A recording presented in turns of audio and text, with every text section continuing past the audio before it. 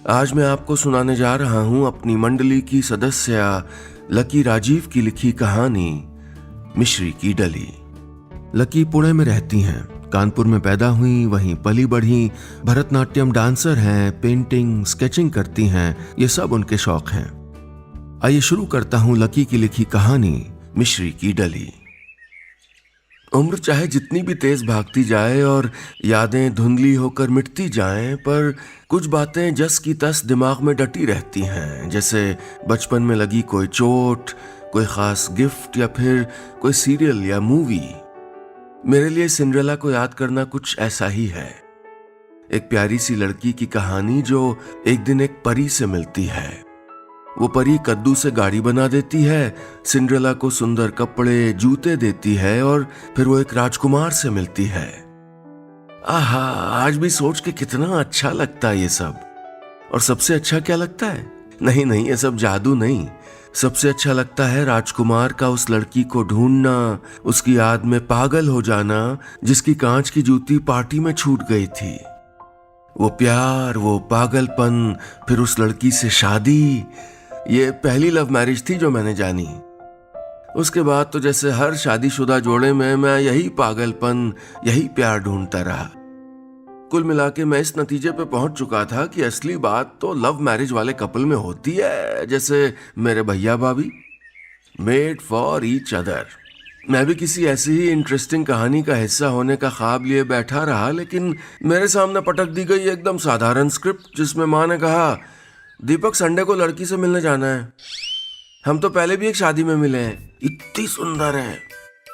भैया ने कहा, अरे दीपक नई वाली शर्ट पहन के चलना। भाभी ने छेड़ दिया, ज्यादा सवाल जवाब ना करना नीलिमा से, इंटरव्यू लेने की आदत है तुमको। सोनू पूरे घर में चिल्लाया, ये हम लोग चाची से मिलने जा रहे हैं। मैं झुंझलाकर चिल्ला देता, इससे पहले पापा ने भी एक तीर छोड़ दिया, मुंह क्या बना रहे हो, 32 के होने को आए हो, अब और कितना रुकोगे? कितनी जल्दी ये सब हो गया। हम सब गाड़ी में लद के उनके यहाँ पहुंचे। वहां मौजूद लोगों ने बारीकी से मेरा मुआयना किया, 20 तरह के सवाल मुझसे पूछे गए और वही सब नीलिमा के साथ भी हुआ। जब सारी जांच पड़ताल के बाद तसल्ली हो आई तो आया एक बेहद घिसा पिटा जुमला, अब तुम लोग भी आपस में बातें कर लो। अरे क्या बात करनी थी भाई, अब क्या पूछना था? आपकी हॉबीज क्या है, ऐसा एक रस्मी सवाल, या फिर आप क्या कर रही हैं आजकल जैसा कुछ? ये दोनों सवाल पूछने का कोई मतलब नहीं था। अरेंज मैरिज में ये सारा बायोडेटा गला फाड़ के पहले ही बता दिया जा चुका होता है। जैसे नीलिमा के बारे में बता दिया गया था, नीलिमा फला इंस्टीट्यूट में फैशन डिजाइनिंग की टीचर है, नीलिमा को बागवानी और कुकिंग का शौक है। और ऐसा ही कुछ मेरा बायोडेटा भी बता दिया गया होगा कि दीपक फला इंस्टीट्यूट से MBA करके इतनी बड़ी कंपनी में मैनेजर हैं, दीपक को म्यूजिक का बहुत शौक है, वगैरह वगैरह। मैंने चाय पीते हुए नीलिमा को देखा, वो बात बात पर खुल के हंस रही थी और मैं बहुत कोशिश करके भी मुस्कुरा तक नहीं पा रहा था। कुछ वाक्य हमारे परिवार में अक्सर बोले गए, बस उनके मतलब बदलते रहे। तुम जीवन में कुछ नहीं कर पाओगे। पापा की ये लाइन हाई स्कूल में फर्स्ट डिवीजन न लाने पर भी सुनी, पहली बार में MBA एंट्रेंस न निकालने पर भी सुनी, नौकरी के लिए भी सुनी और आज नीलिमा के घर से वापस आने के बाद भी सुनी। पापा के कमरे में सब बैठे थे, बस मैं दरवाजे पे टेक लगाए चुपचाप खड़ा हुआ था। पापा का गुस्सा उफान पर था। वो बोलते जा रहे थे, देखो दीपक, तुम जीवन में कुछ नहीं कर पाओगे।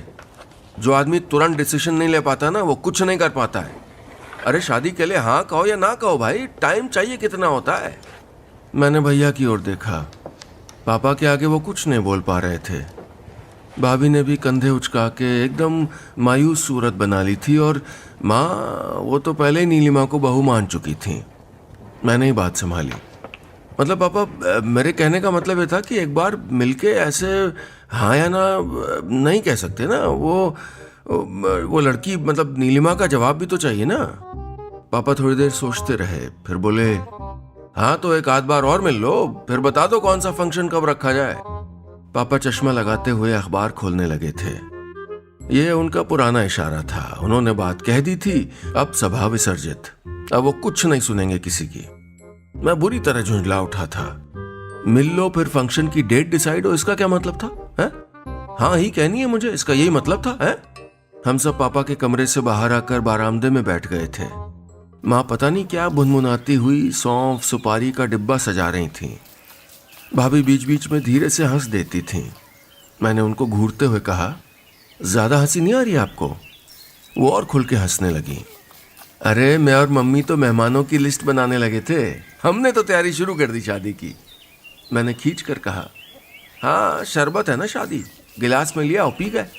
भाभी उस सौंफ वाले डिब्बे से मिश्री उठाकर लाईं और मेरी हथेली पर रखते हुए फुसफुसाईं, शरबत नहीं दीपक, शादी तो मिश्री की डली होती है, धीरे धीरे घुलती है, धीरे धीरे मिठास बढ़ती है। उनकी इस बात पे मैं बस मुस्कुरा के रह गया था। क्या बोलता उनसे, उनके लिए तो ऐसी थी ही उनकी शादी।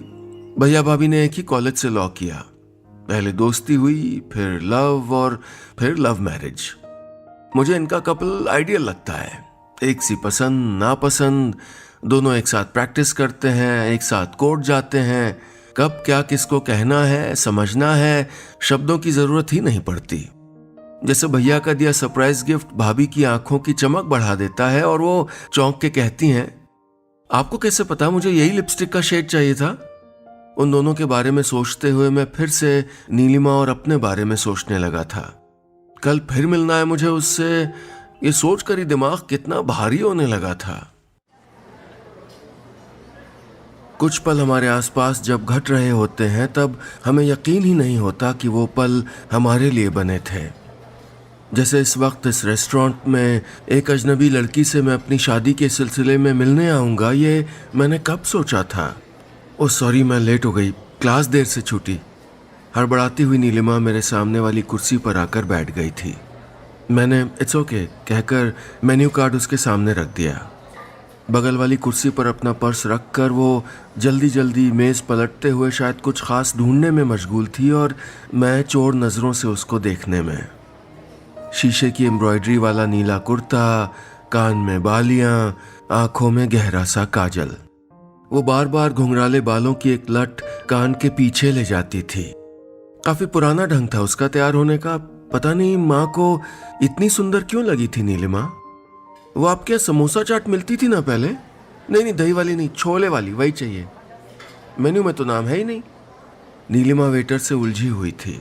मैंने अपने लिए एक सैंडविच का ऑर्डर देकर बात शुरू की। आप शुरू से यहीं बनारस में रहीं?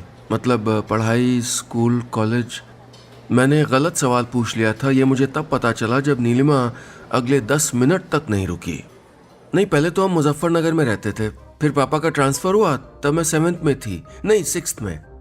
फिर पढ़ाई, फैशन डिज़ाइनिंग सब यहीं से। मन तो था मेरा दिल्ली जाने का, लेकिन मैंने बीच में रोकते हुए पूछा, अभी तो आप पढ़ा रही हैं, आगे का क्या सोचा है? नीलिमा ने समोसे का एक बड़ा सा टुकड़ा तोड़ते हुए आंखें मटकाई। मैं ना एक प्यारा सा बुटीक खोलना चाहती हूँ, नीलिमा क्रिएशंस। मैंने टोका, किसी बड़े ब्रांड से नहीं जुड़ना, कोई फैशन हाउस? उसने कंधे उचका दिए। अपना काम करूंगी, छोटा सा बस। उसने समोसे की चटनी के चटखारे लेते हुए कहा। फिर वो पता नहीं उस बुटीक के बारे में कितना कुछ बताती जा रही थी। थोड़ी इधर उधर की बातें और हुई, फिर मुझे ऊबन होने लगी थी। मैं वहां से उठ जाना चाहता था। मुझे कोई इंटरेस्ट नहीं था उसके घर की बातों में या उन सवालों में जो मेरे घर के बारे में पूछ रही थी, जैसे कि आंटी का पैर अब कैसा है? उस दिन बता रही थी ना कि मोच आ गई है। सोनू नाम है ना आपकी भाभी के बेटे का, किस क्लास में है? बहुत क्यूट है। मैं उकता रहा था। बात यह नहीं कि वो अच्छी है या नहीं, बात यह थी कि हम अलग थे, एकदम अलग। जैसे हमारे सामने रखी हुई प्लेट्स, जैसे उसकी प्लेट में चटपटा समोसा, लाल हरी चटनी और मसालेदार छोले ने जगह ली हुई थी और मेरी प्लेट में एक सादा सा सैंडविच रखा हुआ था। मैं उसमें कमी निकालने नहीं आया था, मैं इसलिए मिलने आया था कि एक बार और कोशिश करूं। क्या वो रिश्ता जुड़ सकता था जो हमारे घर वाले चाहते थे? क्या हम दोनों एक साथ जिंदगी बिता सकते थे? बचपन में जिन बातों को लेकर तारीफ के पर्चे घुमाए जाते हैं, वही बातें आगे चलकर बुराई में कैसे तब्दील हो जाती हैं पता नहीं चलता। जैसे बचपन में शांत बैठो तो बच्चा सुधरा हुआ है और बड़े होने पे इसी लड़के को गुन्ना बोल दिया जाता है। माँ इसी बात पे बड़बड़ा रही हैं सुबह से। बस मेरी गलती इतनी थी कि मैंने सच बोल दिया था। मैंने कह दिया था कि माँ, मेरे और नीलिमा के स्वभाव में अंतर है। जिंदगी बिताना दूर की बात, हम कुछ घंटे भी एक साथ नहीं बैठ सकते हैं। माँ तो इसी बात को पकड़ के बैठ गई थी। अरे तुम शुरू से घुन्ने हो। सब बच्चे खेलते कूदते थे, तुम मुंह बनाए बैठे रहते थे। अब वो लड़की हंसमुख है तो तुमको अच्छा नहीं लग रहा। बताओ भाई, जो लड़की शादी के पहले इतना ध्यान रखे सबका, वो कैसी होगी? माँ मुझे उलझा छोड़कर उठी और एक तेल की शीशी लेकर वापस आ गई। ये देखो, हमारे घुटने के लिए कितना बढ़िया तेल भिजवाया नीलिमा ने। कल ड्राइवर आया था देने, साथ में एक डलैया भर के अमरूद भिजवाए। उसके यहाँ पेड़ लगाए ना। मैं खिसिया के रह गया था। कितनी अजीब हरकतें थीं। अभी कुछ फाइनल तो था नहीं, फिर ये सब भेजना, दिन में कई बार नीलिमा के मैसेज आना, मेरा हालचाल पूछते रहना, ये बहुत इरिटेटिंग था मेरे लिए। घर में, ऑफिस में, हर समय दिमाग में वही सब घूमता रहता। एक बार तो लगा कि इतना क्या सोचना, हाँ कह देता हूँ। फिर बहुत सी बातों पर दिमाग बहस करने लगता। ऑफिस में बैठे हुए भी मैं सोशल मीडिया पर नीलिमा का प्रोफाइल ही देख रहा था। उसमें मेरे मुताबिक कुछ नजर नहीं आ रहा था। ऊपर से उसकी हरकतें भी बड़ी बचकानी थीं। कैसी कैसी तस्वीरें पोस्ट की थी उसने। सहेलियों के साथ आइसक्रीम खाते, ऊट पटांग मुंह बनाए सेल्फी लेते हुए, कभी अपनी पालतू बिल्ली को चिपकाए हुए। कितनी गैर रोमानी सी। मैं अपने ऑफिस की लड़कियों से जब उसकी तुलना करता तो वो मुझे और अजीब लगती। कितनी मैच्योर है ये सब, इनके बात करने का तरीका, ड्रेसिंग सेंस, यहाँ तक कि हेयर स्टाइल। हम अलग हैं, ये बात मैं जब तब जाहिर भी कर देता। वो कहती ये अच्छा तो मैं कुछ और कह देता। वो रंगों की बात करती तो मेरी सुई काला, सफेद, ग्रे पर अटक जाती। कभी कभी वो एकदम से खामोश हो जाती, लेकिन 2-4 मिनट गुजरते और वो फिर चहकने लगती। उस शाम जब हम मिले तो वो अपने साथ एक टिफिन लाई थी। गाजर का हलवा था। वो चम्मच गढ़ा के बोली, लो चखो, आपके लिए बनाया है। इस तरह रेस्टोरेंट में घर से लाया कुछ खाना, मैं खींच गया था। यहाँ घर का टिफिन मत खोलो प्लीज। ठीक है, तो फिर 80 घाट चलें? उसने टिफिन बैग में रखते हुए पूछा। मैं थोड़ी देर चुप रहा, फिर बहुत ही रूखे ढंग से भुनभुना के जवाब दिया, घाट, पानी, बोटिंग पसंद नहीं है मुझको। आपकी तरह चटपटे समोसे चटनी नहीं खाता मैं। एक्चुअली गाजर का हलवा भी नहीं पसंद है मुझे। मैं चला आया था वहां से। साफ था कि अब इस रिश्ते को ज्यादा नहीं खींचा जा सकता। कह दूंगा घर में, नीलिमा से भी। ये सब सोचते हुए घर में पैर रखा ही था कि ड्राइंग रूम में सबको एक साथ खामोश बैठा देखकर मैं ठिठक गया। क्या भाभी? मैंने धीरे से पूछा। भाभी ने अपना फोन मेरी ओर बढ़ाते हुए जवाब दिया, नीलिमा का मैसेज आया है। उसने शादी के लिए मना कर दिया है। कौन कहता है कि दुआएं कबूल नहीं होती? कल रात भाभी ने जिस तरह रिश्ता टूटने की बात बताई, वो अचानक यूं ही नहीं हो गया था। मैं कितने दिनों से यही चाह रहा था। कभी लगा पंडित जी कह दें कि कुंडली नहीं मिली, कभी लगा मेरी उम्र को लेके नीलिमा अपने घर वालों से कुछ कह दे।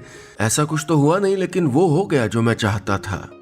प्रोसेस कुछ भी रहा हो, मतलब तो एंड रिजल्ट से होता है ना। उसी बात का मुझको इत्मीनान था। कितना हल्का लग रहा था मुझे। हालांकि कल से आज तक घर का माहौल वैसे ही भारी था। तुमने ही कुछ कहा होगा, तुम हो बहुत अक्खड़।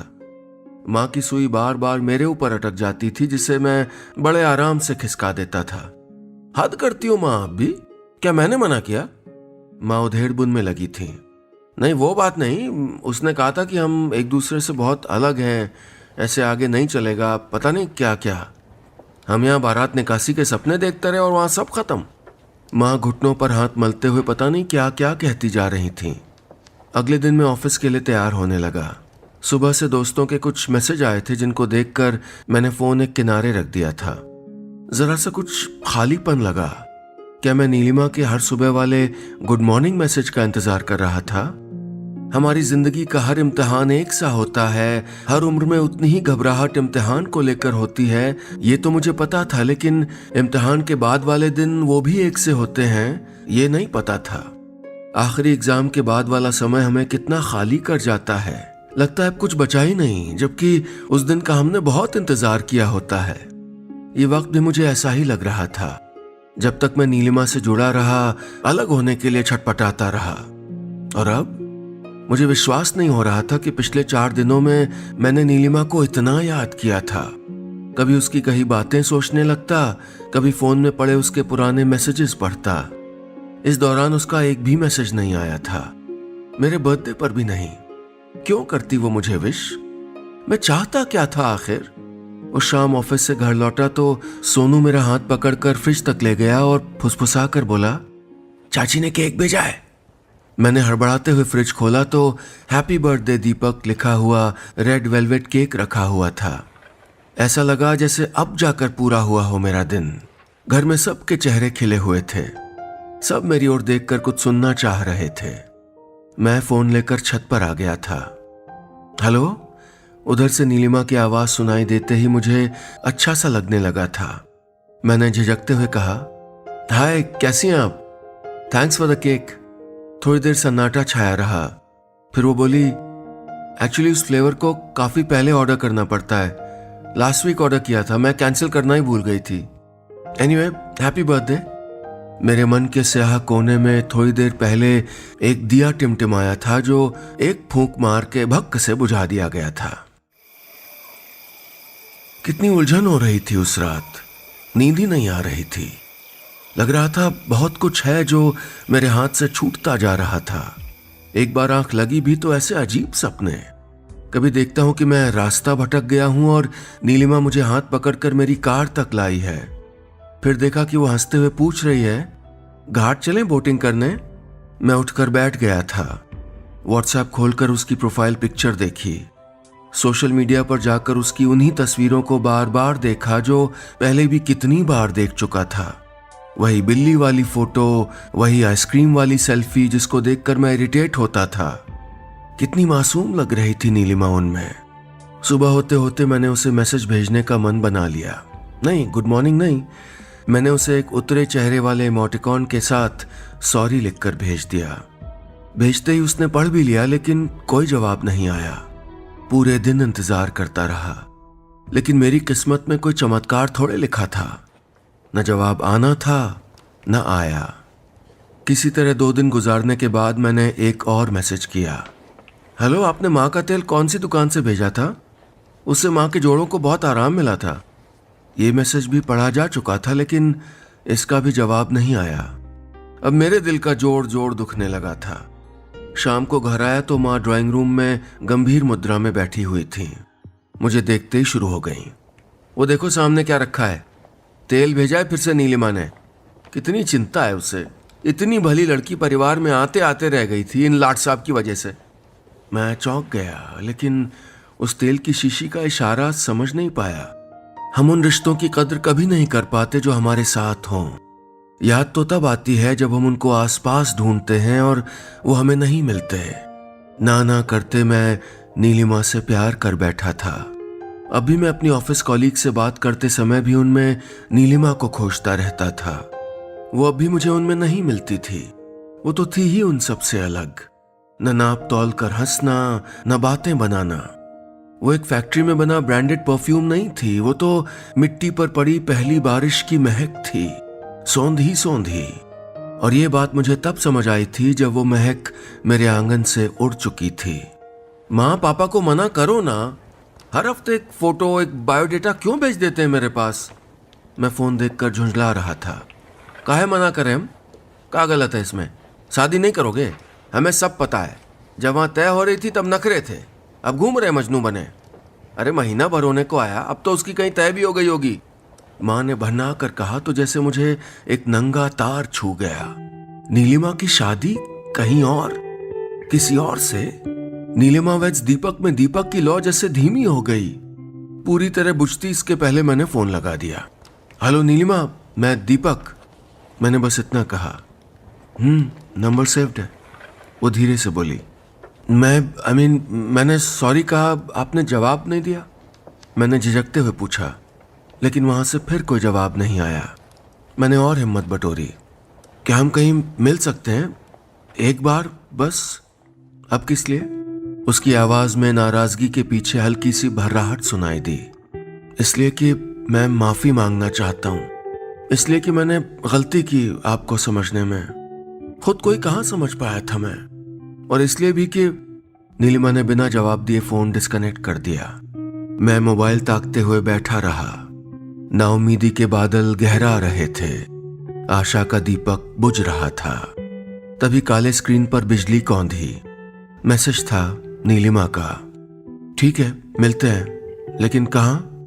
मैंने बिना एक सेकंड गंवाए जवाब दिया, 80 घाट पर। मुझे पानी, नाव, बोटिंग सब बहुत अच्छा लगता है, और लाल हरी चटनी में भीगा समोसा भी। आने वाली जिंदगी का चटपटा स्वाद मेरी जबान पर उतर आया था।